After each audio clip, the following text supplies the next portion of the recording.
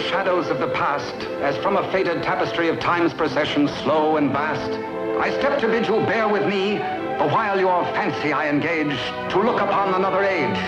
An age when on the human tide the plumed wave of chivalry rose to its summit, sweeping wide across a nation's mighty sea. France never shone a brighter power than in this high, romantic hour. So come with me to France of old, to fiery days when hearts beat high, when blood was young and hate was bold, and sword crossed sword to do or die. For love and honor gloried then, and friendship reached its peak with men. Friends were friends in those brave days. Athos, Porthos, Aramis, aye, graved our hearts with a mystic phrase, bound our lives with a mystic tie. Come, stir your soul with our ringing call of all for one, and one for all. Come on, come on, come on!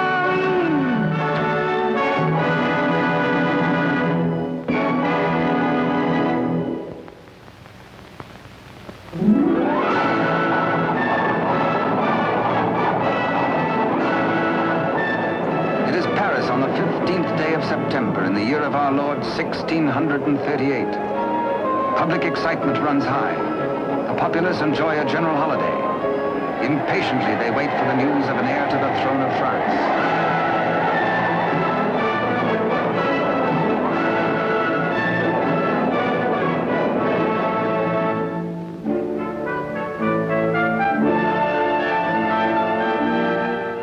His Majesty Louis XIII, King of France. Maintaining his royal authority through the wits of others, he is himself weak and vain and lives in the oily smiles of a small circle of favorites. But the court is alive with intrigue. There are parties within parties, conspiracies beyond conspiracies, plots and counterplots.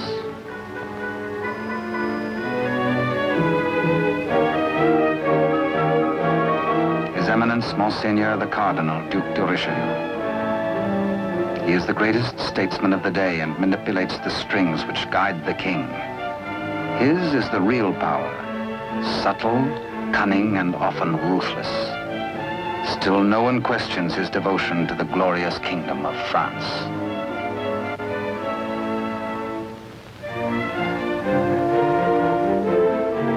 On this auspicious morning, the king pays a state visit to his queen.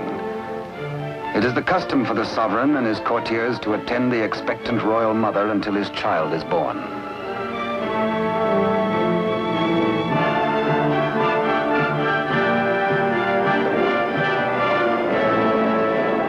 D'Artagnan, of the king's Musketeers. Relieved of his duties at court for the day, he hurries to the home of his sweetheart, Constance Bonacieux. Constance is seamstress to the queen and is expected at the palace, so she cannot tarry long.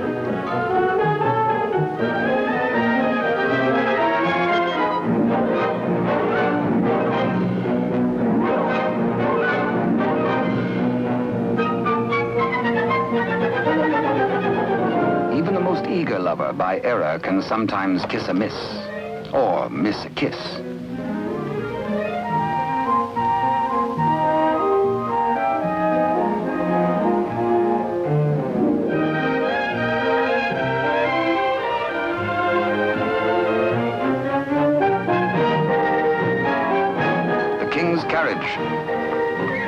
It arrives for Constance. She carries an infant's layette in a crocheted basket for the queen. One kiss, one caress.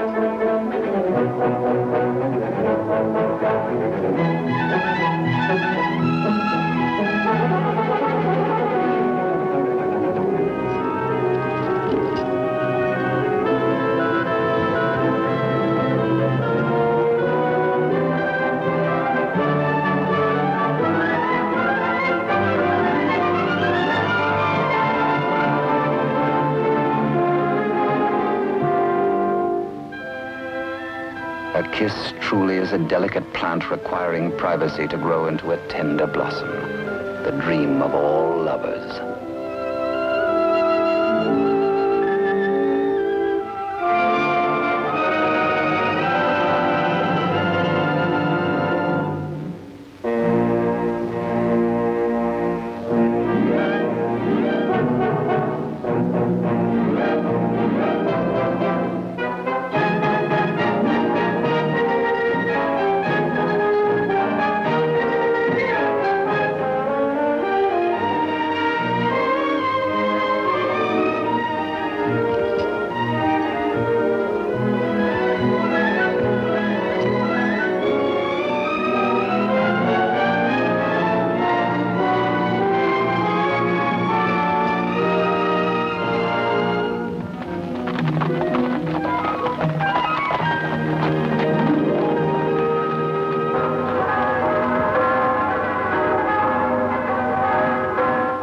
The Cathedral of Notre Dame remind D'Artagnan of his friend and fellow musketeer, Aramis. He might be in danger. Aramis had threatened to continue his flirtations with the pretty owner of a roving, provocative eye, who unfortunately is married to an officer in the Cardinal's guards. The guardsman naturally resents these attentions from this musketeer, but is restrained. Has not the Cardinal forbidden these duels with the King's Musketeers? Hola! Famous battle cry of the Musketeers. Instant help comes from the most fearsome steel in the kingdom. Huge Porthos, brave, strong, a King's Musketeer.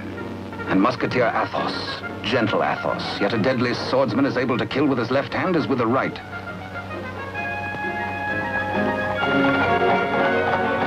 D'Artagnan! The battle is forming. The Cardinal's guards. This is no private fight then, eh? The Musketeers against the Cardinal's guard had started before D'Artagnan was born. And what are the odds? 1, 2, 3, 4, 5, 6, 10 guards to 4, 5 to 2, 2.5 to 1? Ha! Too simple. Draw your skewer, Monsieur Half Guardsman. Let's measure half a point. On guard! Come, where's your challenge now? Where's your steel? What's your fear? The law? Does the Cardinal still ban a friendly fight with a musketeer or two?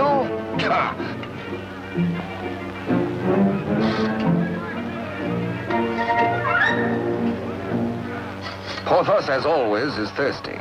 He has capacity.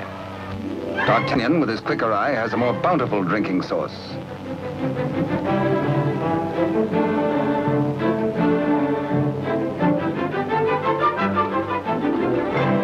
Porthos can put out a hand and pick up the pot he's slavers for. Why waste energy walking? Come, driver, come inside with us.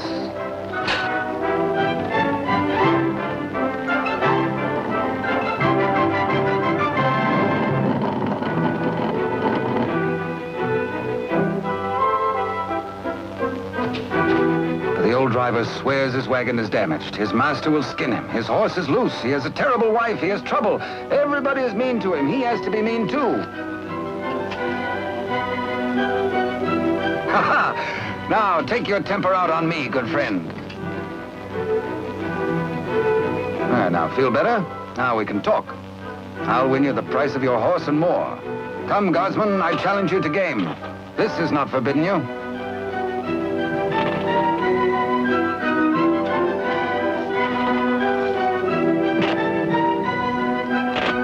The dice are kind. Here's 20 times your price.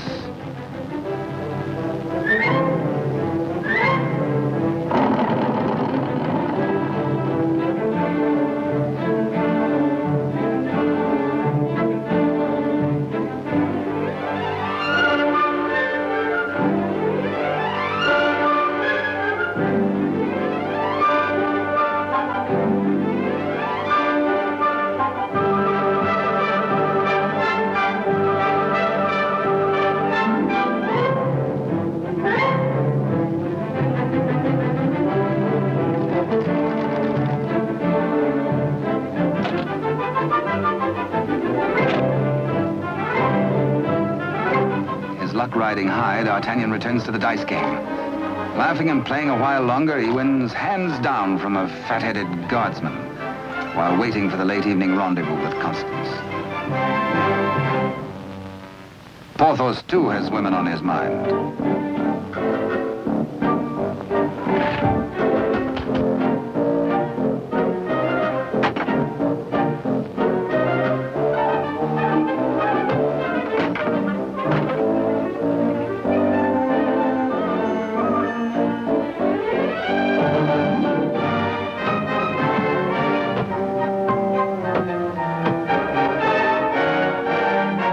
Starts the only battle the Musketeers ever lost in fair fight. Of course, it has to be with a fair sex.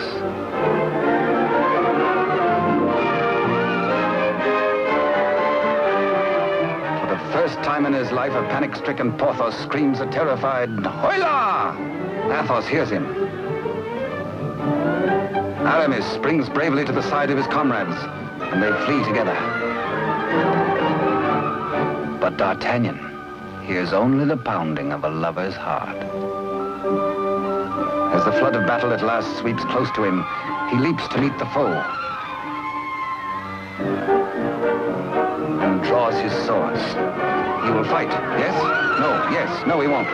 Here indeed discretion is the better part of valor. Caught between the she-devils and the deep blue sea,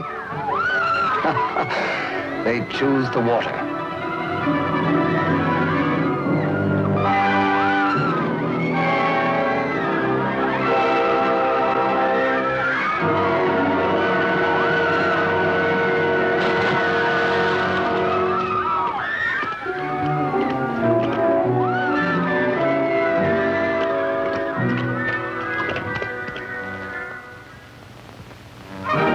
Next morning, the city is in ferment. The pressure beyond the gates is so great that the people are admitted to the courtyard.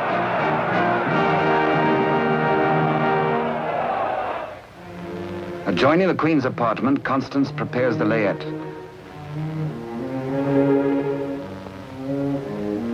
She is informed by Father Joseph, the Cardinal's trusted henchman, of the imminence of the royal birth.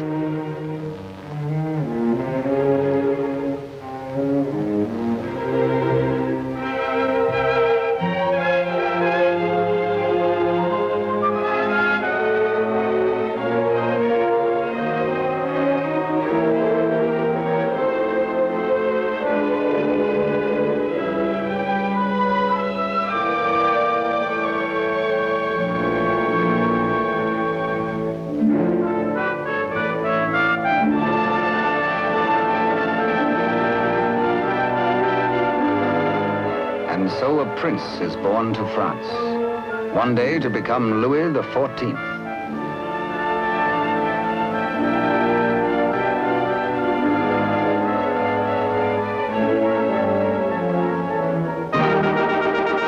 By ancient custom, his royal father presents him to the people.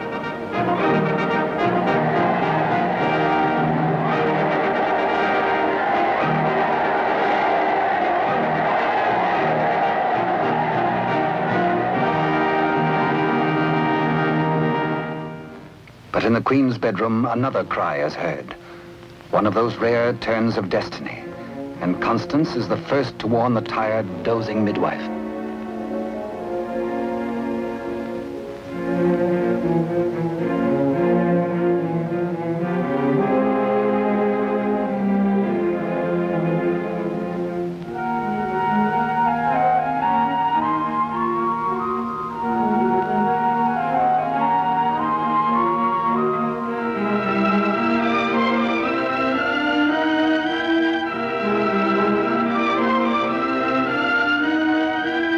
Father Joseph grasps the vast consequences of this extraordinary event. This news must be conveyed discreetly to Cardinal Richelieu before it gets abroad. He writes a message inside the wrapper of some medicine. He intends it for the Cardinal's eyes alone.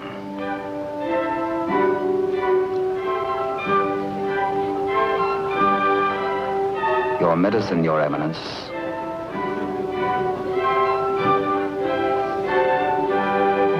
Duke de Rochefort, conniving head of the most powerful faction in court, working always in self-interest against the king and cardinal, pretending loyalty to both.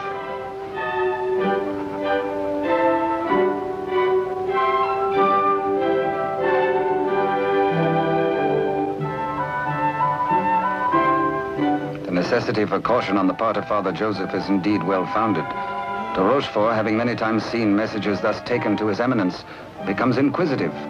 He resolves by a simple trick to learn the secret passed to the cardinal. A substitution of scraps of paper.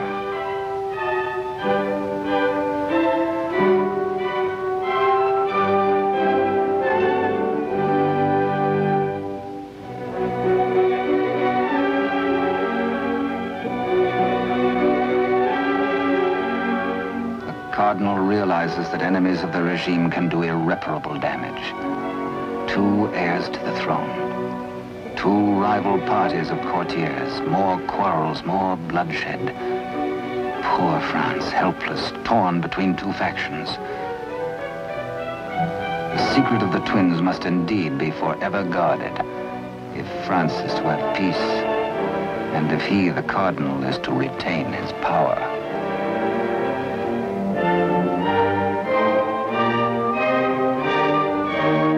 No pretender, this.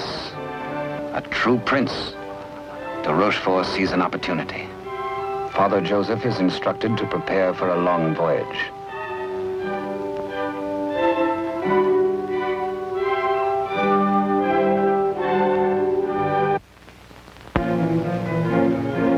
The cardinal has a plan. He sends a page to summon de Rochefort.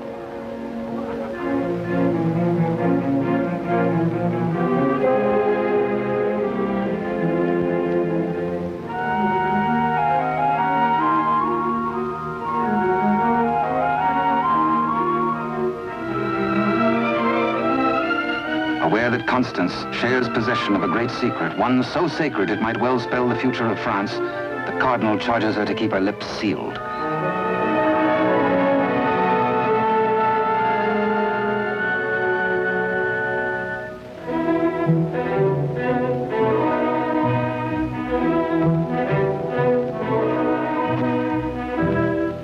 Richelieu entrusts the wily de Rochefort with Constance's safety. She must not be permitted to see anyone until further notice. The cardinal is not at liberty to tell his reasons, but de Rochefort is making his own plans.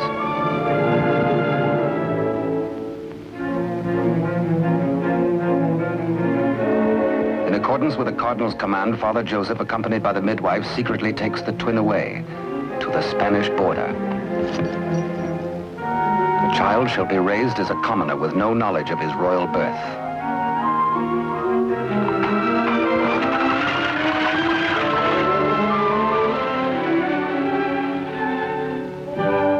Meanwhile, in the great ballroom, the king holds a reception in honor of his firstborn. Had he known the cradle should have held 2 sons, he might have been less self-satisfied with the cardinal's congratulations.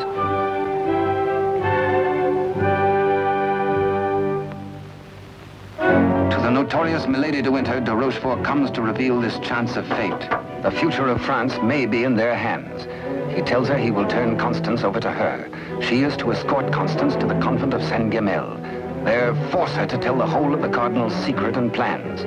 He will play one against the other, cardinal against king, for his own ambition.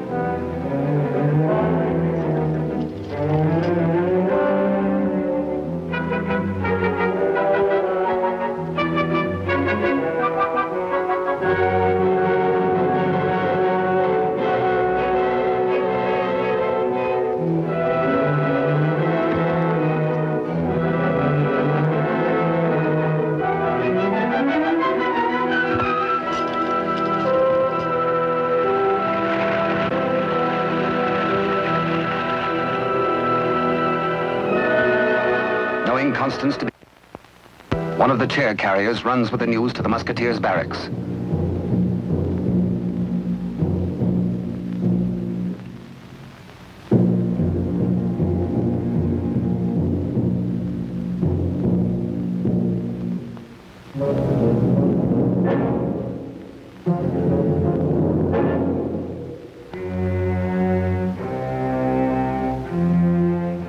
D'Artagnan, wake up!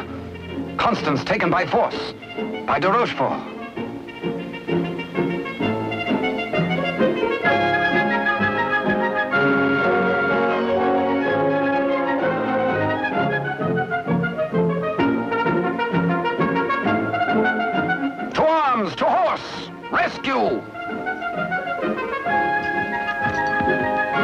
All for one and one for all, and hang the tack.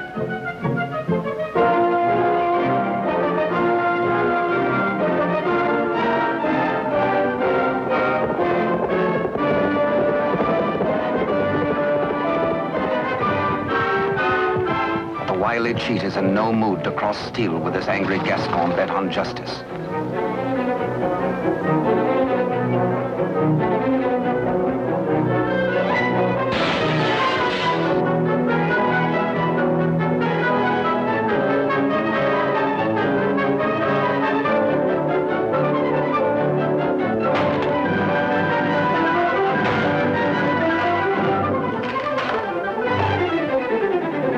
Rochefort's thugs are powerless to help.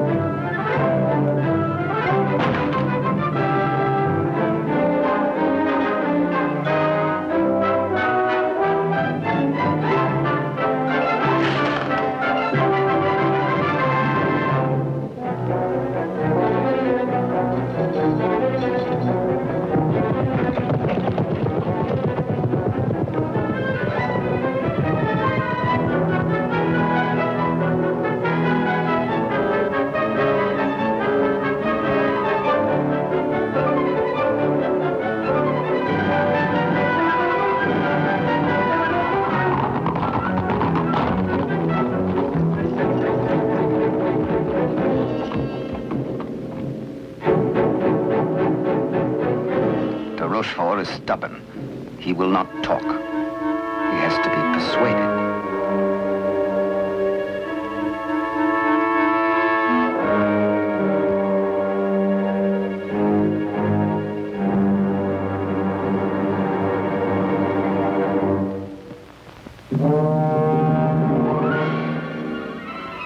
Probe goes on. Where is she? Where is Constance?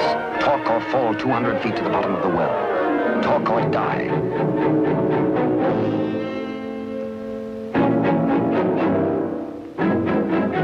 The Cardinal's guard look on, afraid to act. A strand at a time, steel cuts through hemp. 3 strands of it, and now but 2.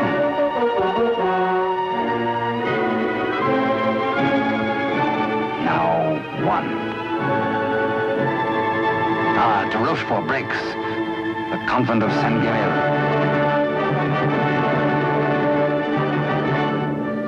To the rescue!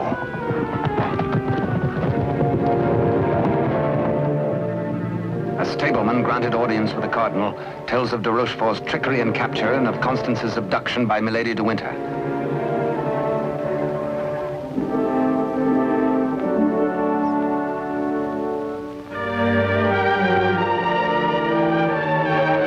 Richelieu and his escort reached the well to confront the Duke.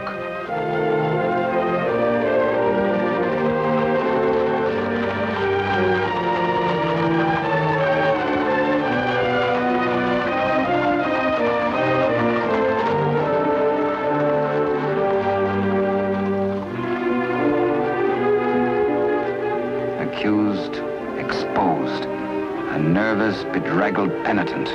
He confesses that he has indeed played traitor. His Eminence breaks de Rochefort, stripping him of his authority and titles, banished from both court and country forever.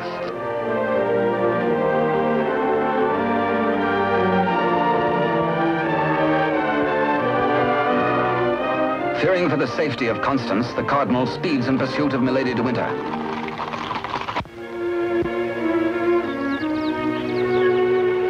Before dawn the next morning, the convent of Saint-Guerre.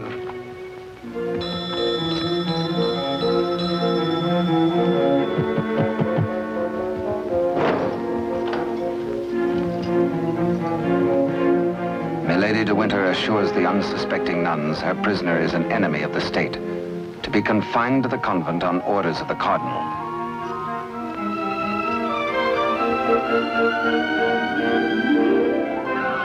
The banished de Rochefort, smarting under his humiliations, lingers in Paris. All is not lost. He uses the last of his wealth in a desperate gamble and buys the services of ruffians.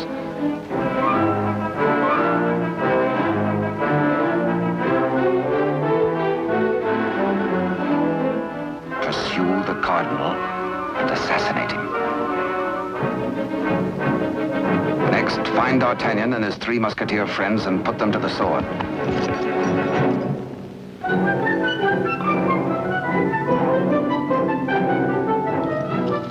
Rochefort still dreams of himself in terms of the most powerful man in France. The path to power is open if Milady de Winter secures the secret from Constance.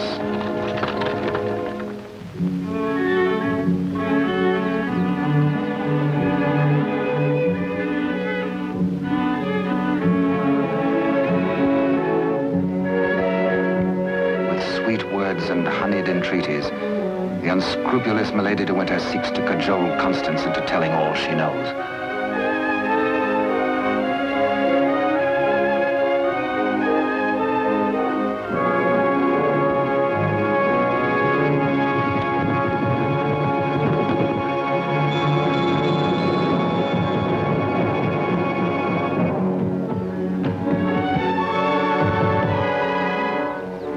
No, Constance Bonacieux is not here. But he hears her voice.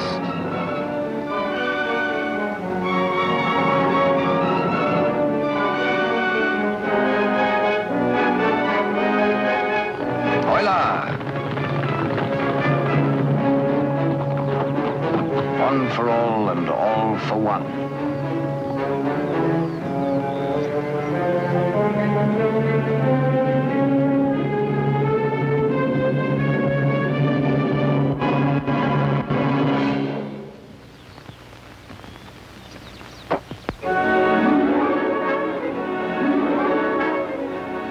Mark of the public criminal, burnt by a branding iron into her flesh, a sign to all.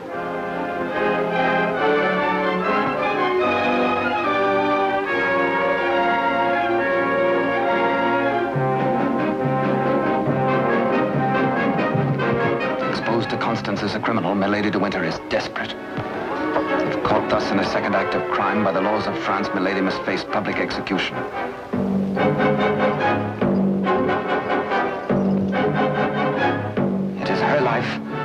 Or that of Constance.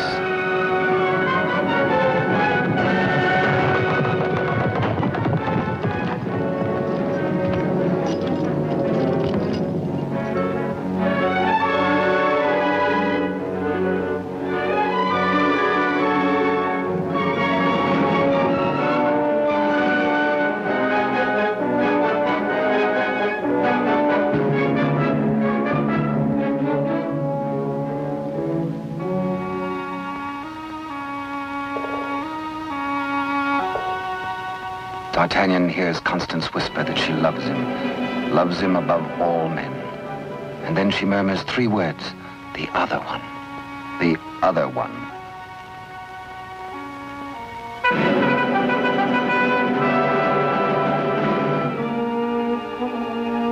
D'Artagnan strains to hear the faint pulse of her words, but Constance dies.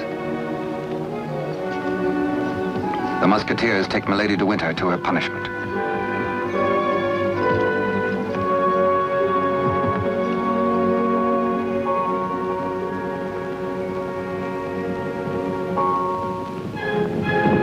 His Eminence the Cardinal has traveled through the night.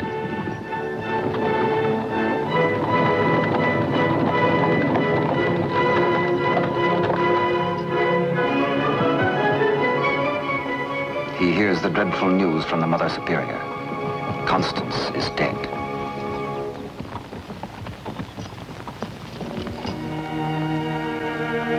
Faithful, loyal Constance.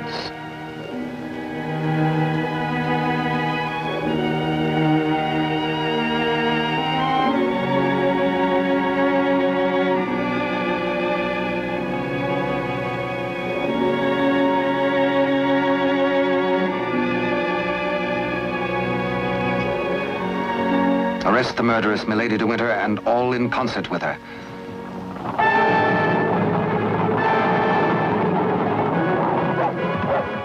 three Musketeers, Athos, Porthos, and Aramis, enraged, take the law into their own hands and deliver the murderess to the public executioner and order her death.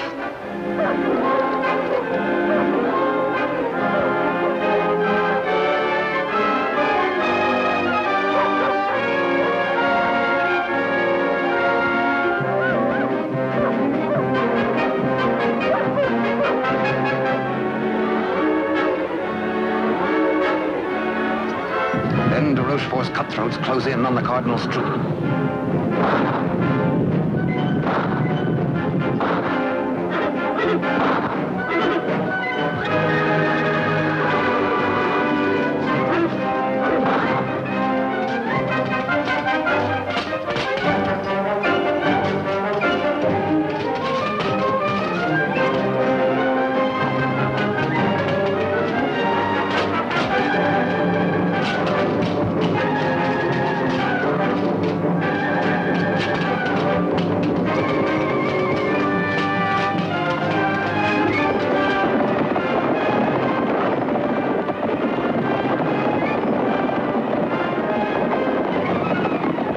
Some distance away, the Musketeers are captured by their deadliest rivals. The Cardinal's Guard formally arrest the Musketeers for continuing to take the law into their own hands. Disarmed, the Musketeers are set against the wall for execution.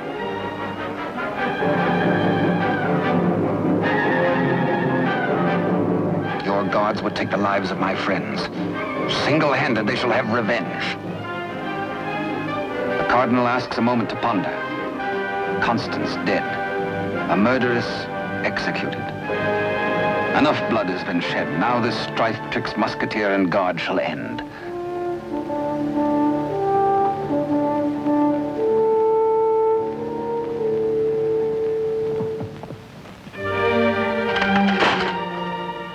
D'Artagnan's plea saves his friends, but there's to be a harsh penalty.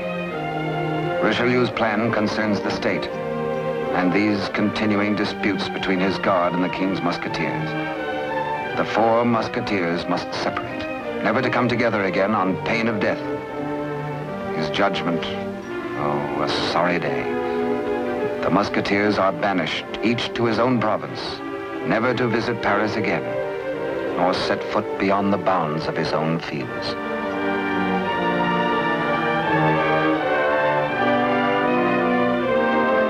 As for you, D'Artagnan, a splendid soldier, reliable, devoted too. You henceforth shall be bodyguard of the future king, beloved of France, the nation's one. At one fell swoop, all strife is done. The Musketeers prepare for their banishment. Godspeed, farewell.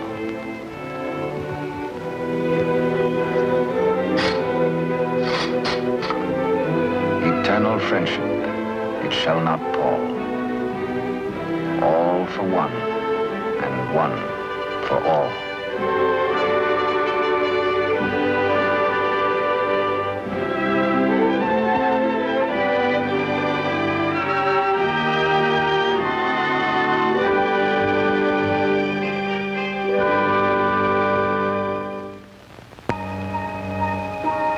"5 years have passed.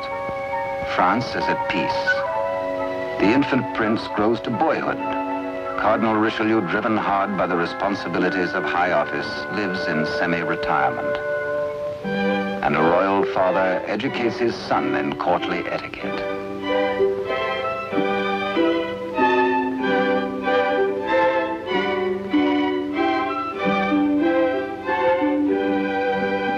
In failing health, His Eminence lives in hourly expectation of death, troubled by word that the second twin bears an identical likeness to the heir.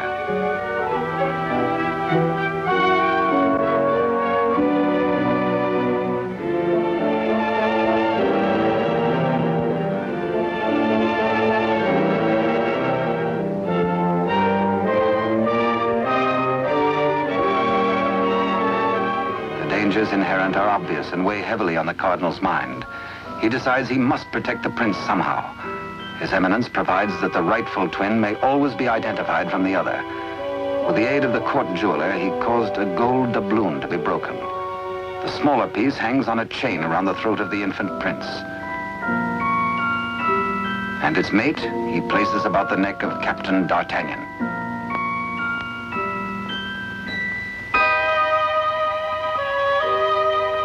And so, by joining the pieces, the true heir to the throne of France and the prince's first guardian are known to one another for all time. He starts to say, I hold a secret, but the chill hand is upon him. The life spring ebbs, and the great voice is silenced.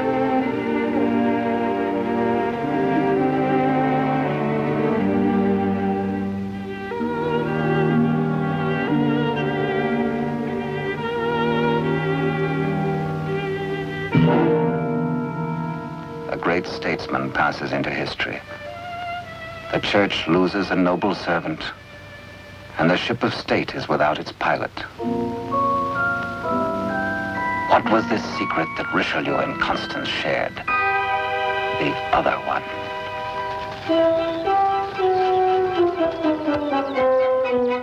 Across the Spanish border, the prince's twin brother is reared by servants of the late cardinal.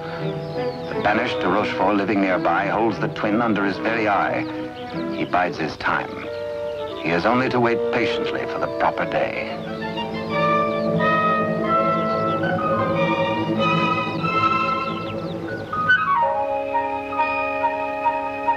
Upon the death of Louis XIII, the heir to the throne, or the Dauphin as he was called, became France's King Louis XIV. Both he and his twin had grown to manhood. The brothers are alike as two peas in a pod.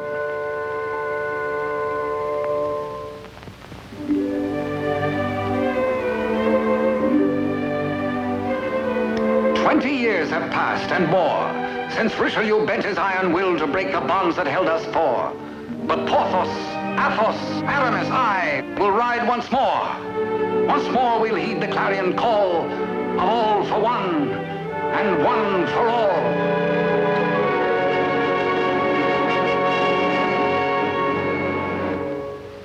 During the years, de Rochefort's connivings have brought the exiled twin under his control. Secretly, they have returned to Paris. De Rochefort has lavished upon the usurper the trappings of royalty, teaching him to copy even the handwriting of his brother, the king. Yet the quality of the spirit so generous in the king is replaced in the brother by hatred and viciousness.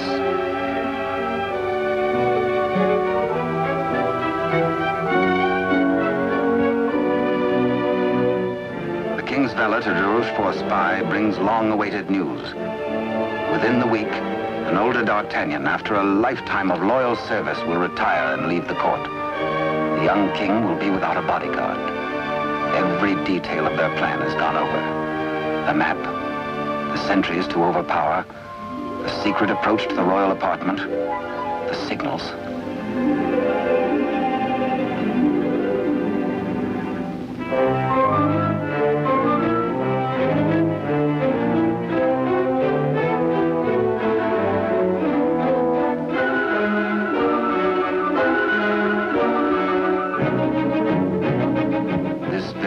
Rochefort tells the pretender, you will be His Majesty Louis XIV, King of France. Louis XIV, King of France, spends D'Artagnan's last day in fun and gaiety. The king has applied himself to an education in horsemanship, sportsmanship, and swordsmanship. No two men were ever closer, except they were father and son.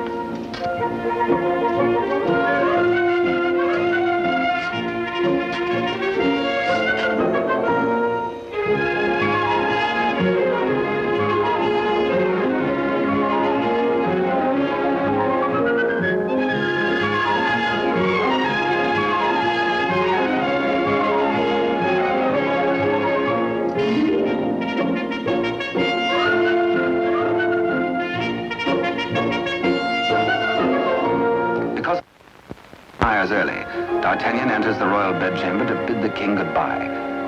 Tonight he feels happy. His service is done. His king is secure. The state is safe. But by some odd premonition, the coins are matched on this final night of parting.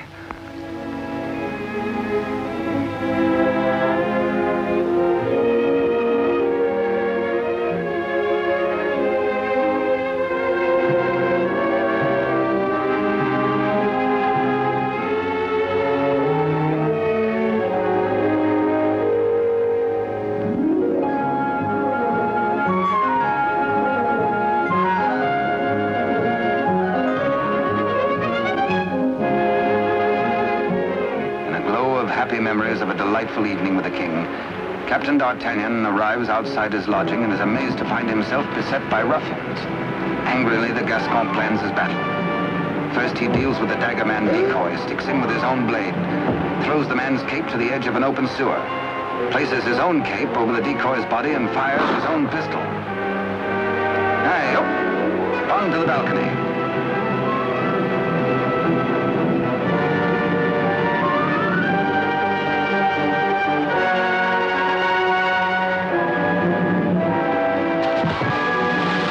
There, they believe, goes D'Artagnan.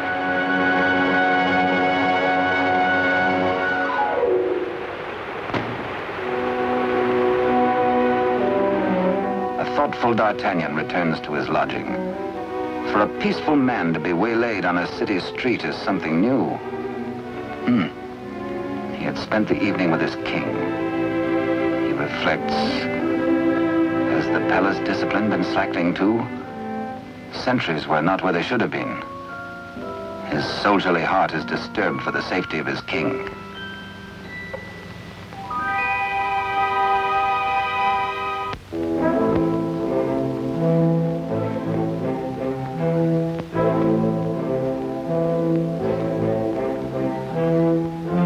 Rochefort's plan is working without a hitch. Sentries at the outer gate have been overpowered. Entry is forced into the inner quadrangle. The palace is entered through a servant's postern leading to long-forgotten cellars. Success. No sound, no word, no warning.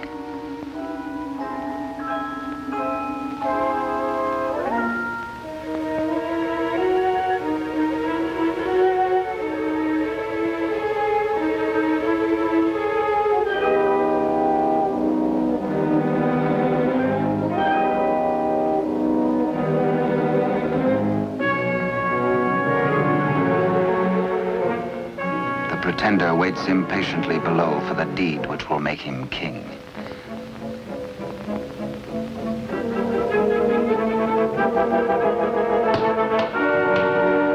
In the anteroom to the king's bedchamber, de Rochefort's maggot awaits his master's signal, ready for the final treachery.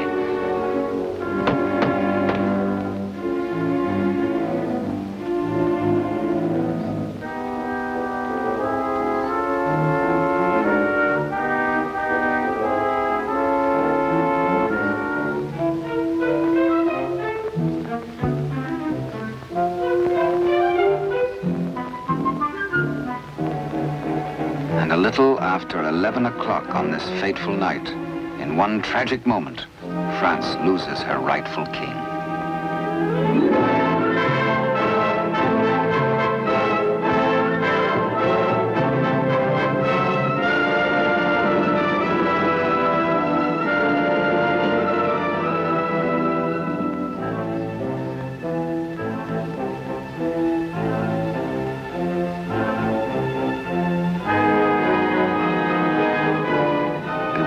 Uncertain if he dreams or not, King Louis XIV, surrounded by strangers, looks unbelievingly at a venomously mirrored likeness of himself.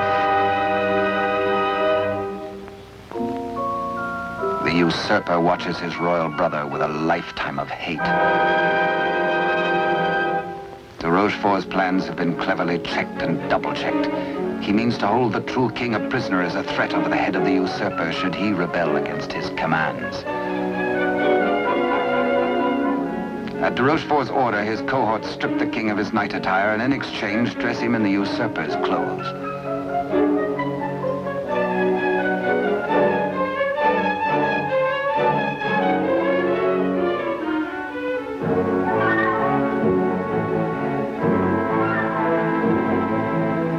Into the palace cellars, a messenger reports breathlessly. D'Artagnan is dead. His body thrown in the river. Complete triumph at last.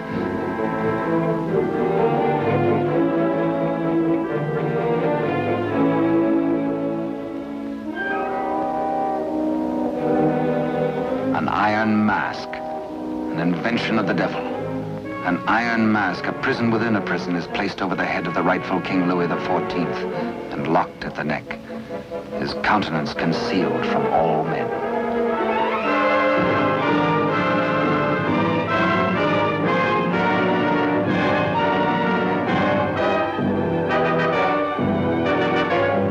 true king is led away.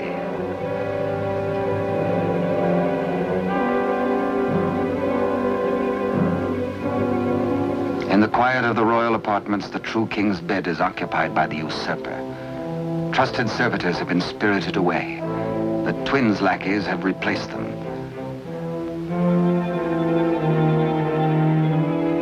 De Rochefort's plan is complete. Poor France. Ruled by a youth driven near to lunacy by a solitary childhood, by de Rochefort's lies, by his own poisoned dreams. Truly a madman.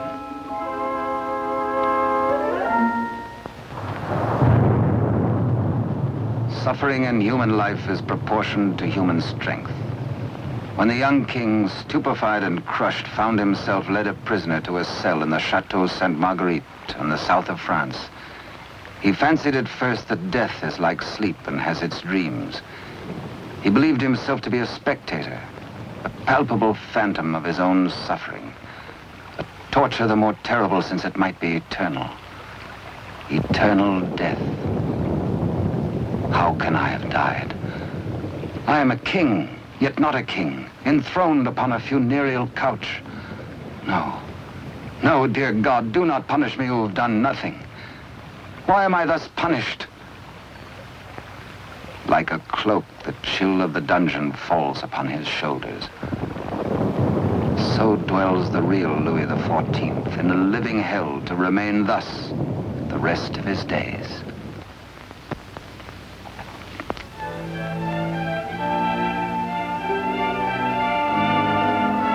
The Queen Mother, always restricted, prevented from seeing her son, determines finally to pay him a visit.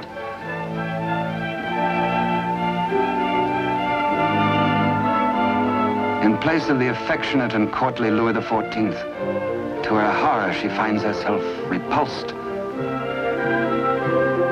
Doubts, again doubts. What strange malady besets my son? She thinks again of the other one. De Rochefort hurries to the king's apartment, fearful that a mother's heart has sensed the truth. In pretense of humility, he asks the Queen Mother to leave. Affairs of state.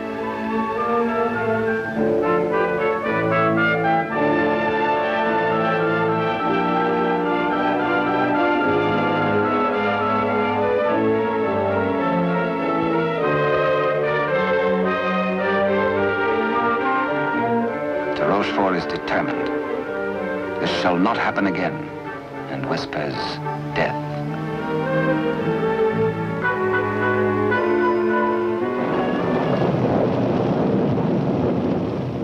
Day by day, night upon night, the prisoner prays for some way to get word to D'Artagnan. A heaven-sent fisherman hoves to.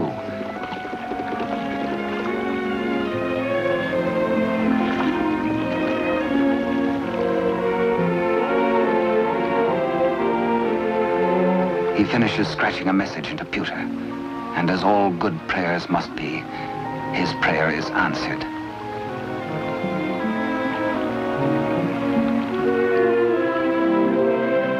Millet and mackerel are running, and then a catch, apparently from heaven.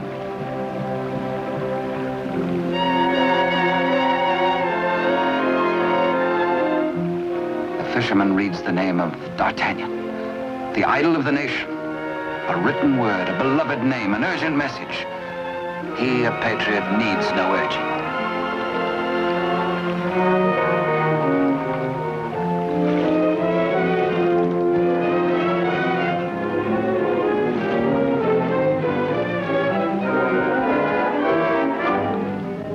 Paris goes about its daily affairs, unaware that its rightful king languishes in prison and the Queen Mother herself faces death as the humble fisherman hastens to D'Artagnan's home. D'Artagnan stays on in Paris and to his hurt amazement continually finds himself barred from the court. Day by day, week by week, audience with the king has been refused him. The fisherman blurts his weird news. A story hard to believe. A lonely castle which D'Artagnan knows like the palm of his hand. A prisoner in an iron mask behind its bars. But the signature, An etching of a coin that fits his own exactly.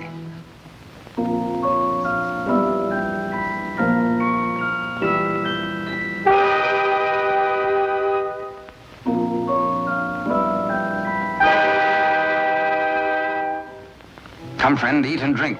There is business at last for me at the palace.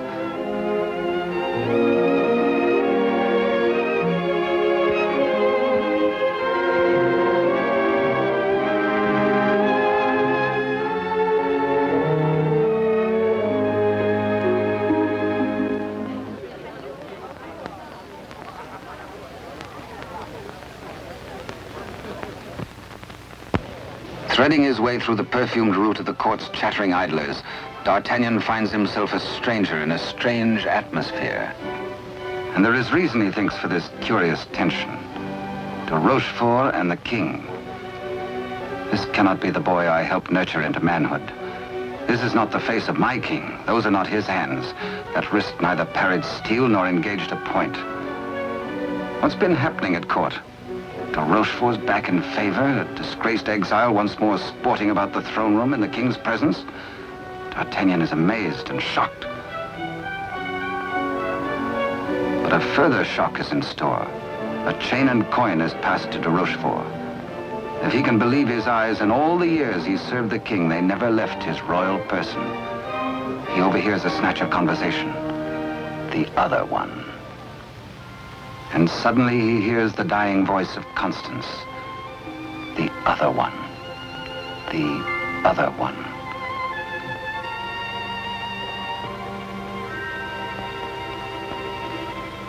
What did she mean? A message signed by the royal coin. A king, not a king. And a court alive with known traitors. D'Artagnan smells a rat. But a rat has seen him and gives warning. The palace guards are alerted, and all exits barred.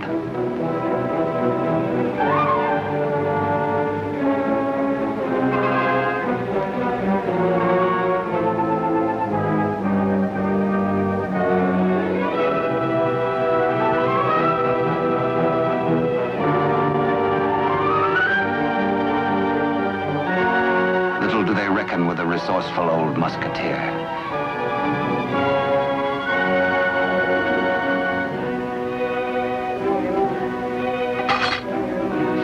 D'Artagnan orders a king's loyal troop to be hurried to meet him at the Chateau Sainte-Marguerite.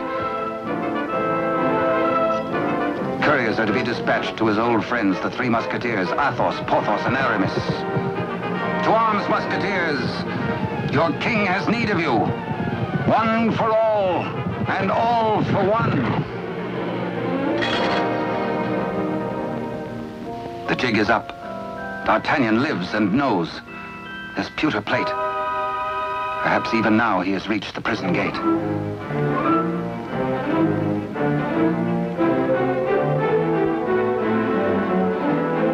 De Rochefort cannot believe his future lies in a common plate.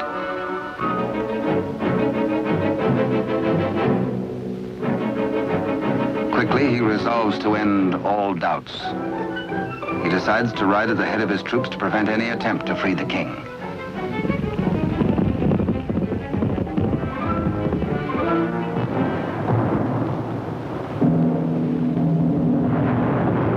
The puzzled D'Artagnan has reached the Chateau Sainte-Marguerite, certain that his comrades will join him.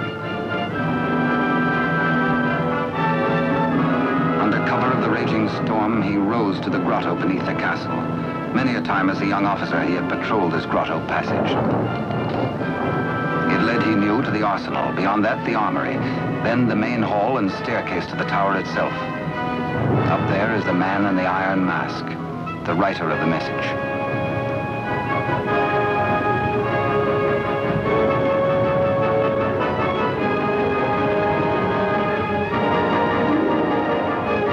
To his astonishment, D'Artagnan finds the entrance to the arsenal is newly walled.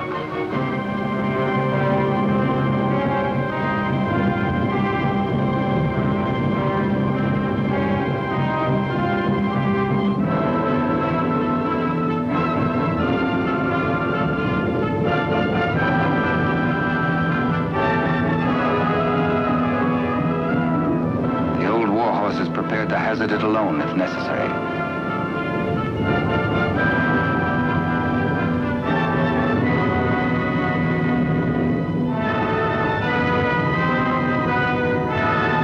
The fisherman returns to the opposite bank to await the arrival of help.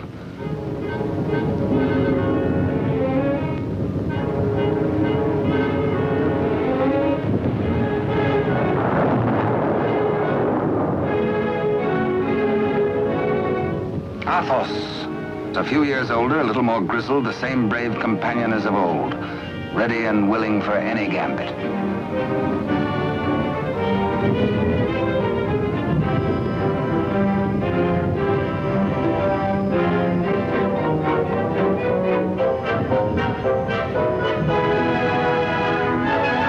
And now Aramis.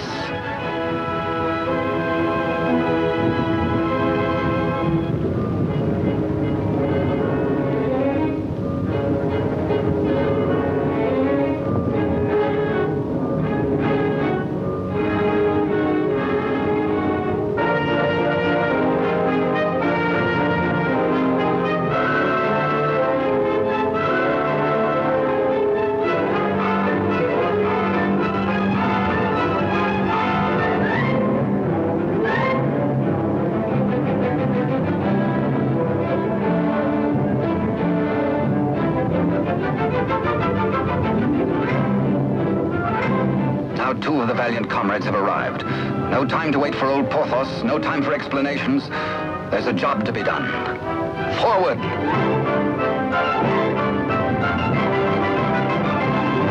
Through the racks of gunpowder barrels to the main hall, and the tower staircase itself.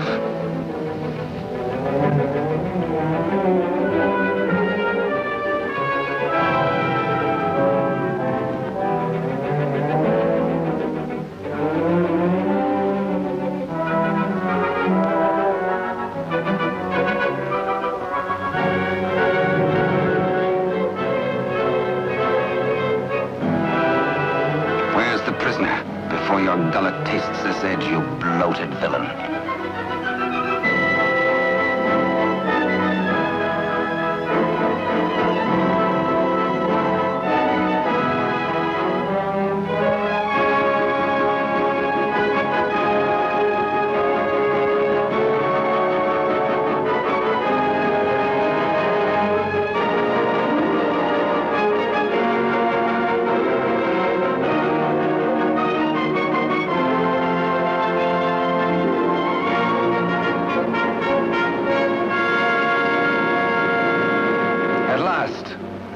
D'Artagnan knows the voice. It is his true and rightful king, Louis XIV, King of France. The castle guards.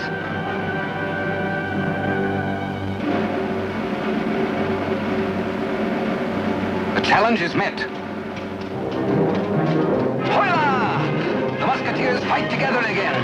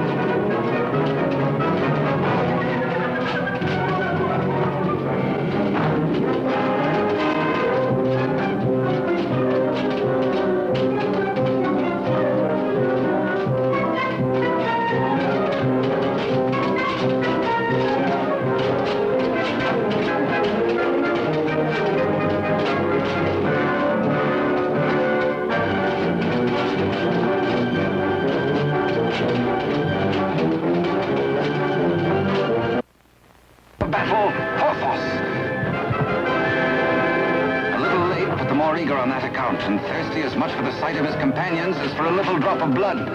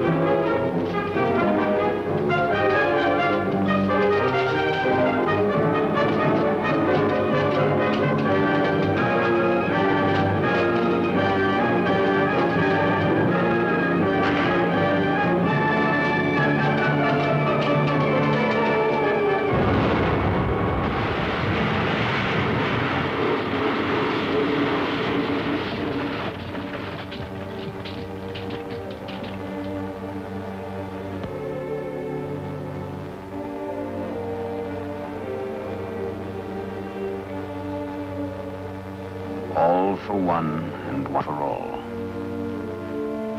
Be certain, cherished friends, that I shall wait for you. What good times we had together, eh?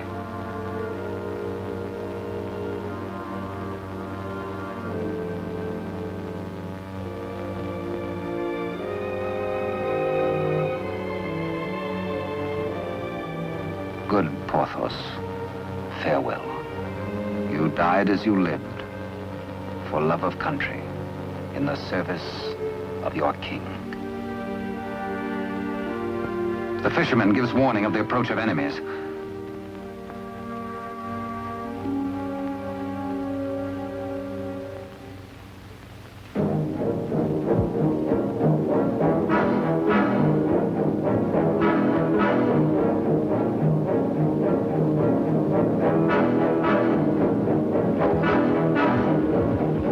The Musketeers surround the king and gallop off to Paris. The Rochefort rides hard in a last effort to keep his house from crumbling.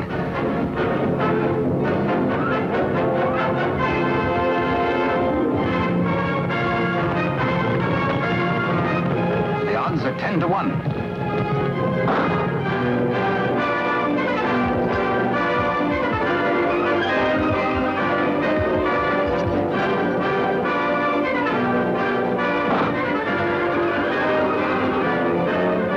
Your Majesty.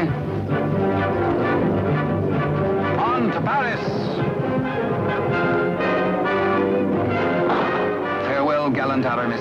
A traitor's bullet struck you down. Meanwhile, Athos crosses swords with de Rochefort.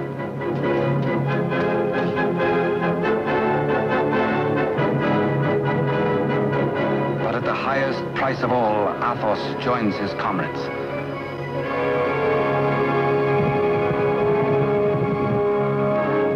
Without knowing his own peril, the half-wit, half-king entertains his royal mother at a palace luncheon.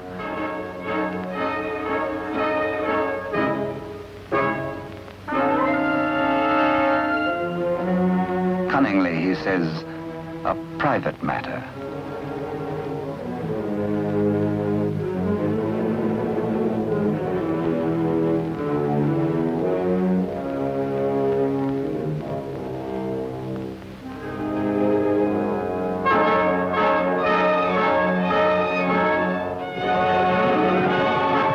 Troops from the palace, friends or foe? Friends. D'Artagnan breathes relief. The king is safe. God save the king!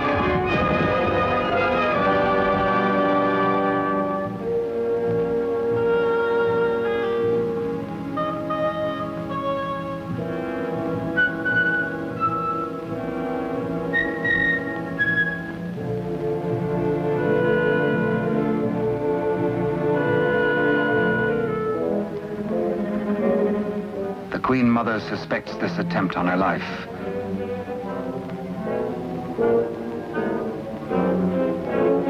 The witch's brew, a subtle poison already responsible for many an agonizing death. Raise your glass, madam. Drink to your king, to your country, and its illustrious people. Come, I give you France. Dare she refuse? It is the edict of her son, the king.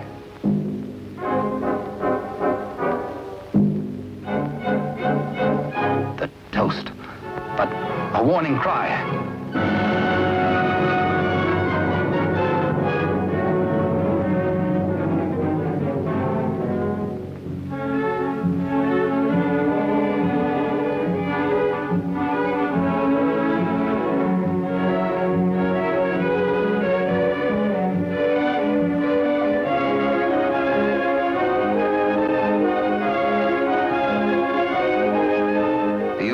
Finally gets his rightful crown. To Rochefort's own damnable invention, the Iron Mask. His to the end of his days.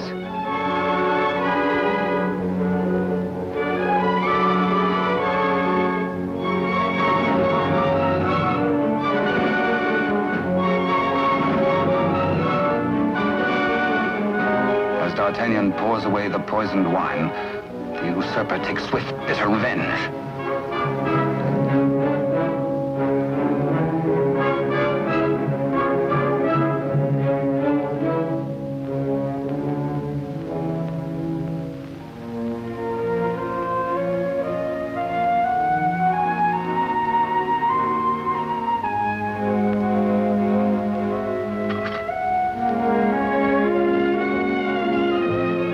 D'Artagnan knows himself mortally wounded, but allows no sign to mar the happiness of his king.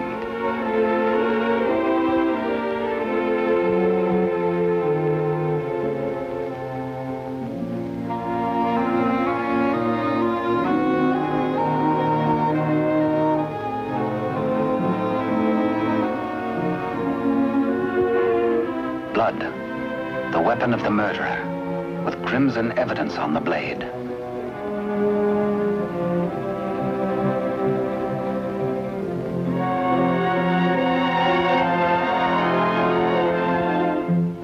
Grateful Louis looks for Captain D'Artagnan to honor him with the baton of a Marshal of France.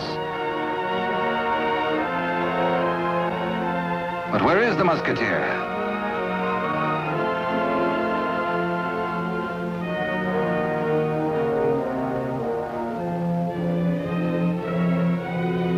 The court resounds with the king's commands and his cry to find his friend and mentor. What a man may think when he knows of the approach of death is secret between himself and his maker. Perhaps the gallant musketeer thinks most of his lost love, Constance, and of all the tender, lonely years kept warm by her memory. He dies in hope of faith that she might welcome him, that once again they might be one. How can they die, these bright ones? How may such energy, once released, be prisoned by earth or stone or grave? We die as we lived, say they, with life. And with life, how can there be death? Only remember us. Only open a little book and we shall always be with you. To ride a fine horse, or to cross a sharp blade, or carouse with a barrel, or dally with a maid. Come one, come all.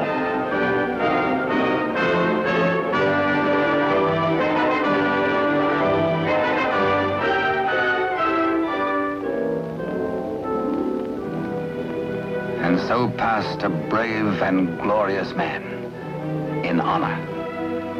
Only think, and we live again. We live forever.